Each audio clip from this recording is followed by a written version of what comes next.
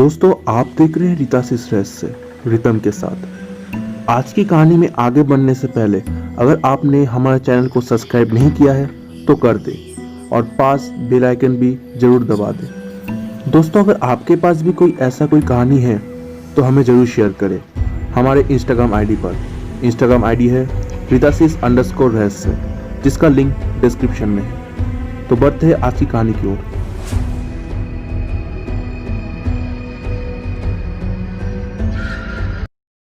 मैं वो रात कभी नहीं भूल सकता जिस पिज़्ज़ा शॉप में मैं काम करता था। उस शॉप में मेरा शिफ्ट खत्म हो चुका था। मैं रेडी हो रहा था घर जाने को, तभी वो फ़ोन बजा। मैं उस शॉप में अकेला था तो मैंने ही फ़ोन उठाया, लेकिन ऑपोजिट से कोई रिस्पॉन्स नहीं होने के कारण मैंने फ़ोन रख दिया। लेकिन वो फ़ोन फिर से बजा। मैंने फ़ोन रिसीव किया, लेकिन रिस्पॉन्स नहीं आने के कारण जैसे ही मैं फ़ोन रखने वाला था तभी मैं एक कोड और वीक साउंड सुना फ़ोन से। वो एक ओल्डर वुमेन का आवाज़ था। उसने कहा उसे एक रेगुलर पिज़्ज़ा चाहिए। मैं बाहर से तो शांत रहा, लेकिन अंदर ही अंदर उस बूढ़ी औरत को गाली दिए जा रहा था।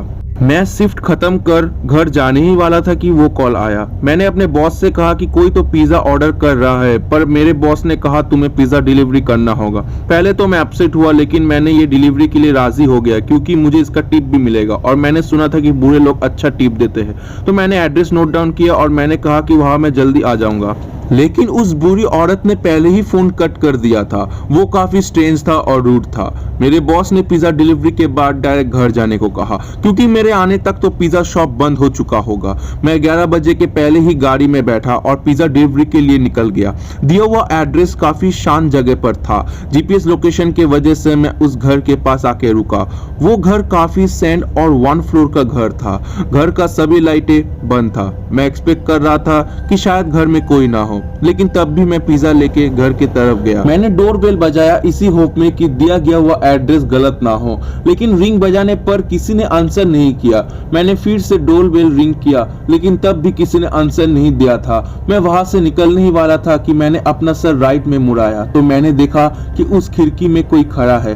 पहले तो मैं डर गया, फिर पीछे हुआ, फिर मैं इवेंचुअली उस व्यक्ति के पास गया। वो वही बूढ़ी औरत था। मिड 70s में ब्लैक एक्सप्रेशन से मेरे तरफ देखे जा रहा था। विंडोज के थ्रू मैंने चिल्लाया कि उसका पिज़्ज़ा मेरे पास है, लेकिन उसने कोई रिस्पॉन्स ही नहीं किया। मैंने फिर से जोर से कहने ही जा रहा था कि उस बूढ़ी औरत के फेस में एक भारी और हॉरिबल स्माइल आया। वो स्माइल कोई ऐसा वैसा स्माइल नहीं था, वो एकदम क्रीपी और डरावने वाला स्माइल था। मुझे आज भी उसका फेस और उसका स्माइल याद है।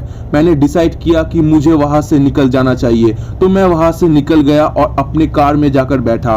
पिज़्ज़ा को मैंने पैसेंजर सीट में रखा। मुझे लगा मुझे ये सब बॉस को इन्फॉर्म कर देना चाहिए। मैंने अपने बॉस को टेक्स्ट किया और कार चालू कर दी। मैंने एक बार अपना सर राइट साइड मुड़ाया। मैंने देखा कि वही बूढ़ी औरत मेरे को पैसेंजर सीट के विंडो से देखे जा रही थी, अपने उस हॉरिफाइंग स्माइल एक्सप्रेशन के साथ मुझे स्टे किए जा रहा था। मैंने ये देखते ही अपनी कार वहां से बड़ी तेजी से भगाया और मैंने पीछे मुड़कर भी नहीं देखा। उसके बाद से मैंने कभी भी लेट नाइट पिज़्ज़ा डिलीवरी नहीं किया था।